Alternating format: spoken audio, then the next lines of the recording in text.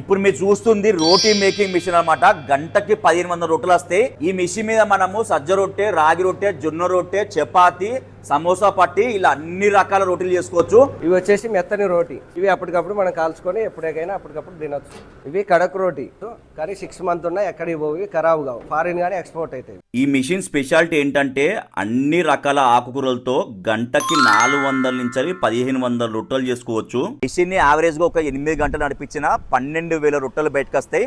ఒక్క రొట్ట 5 రూపాయలకు అమ్ముకున్నా 60,000 దాకా సంపాదించుకోవచ్చు. మన దగ్గర 5 రకాల మిషన్స్ ఉంటాయి. మన మిషన్ వచ్చేసి 65,000 నుంచి స్టార్ట్ అవుతాయి.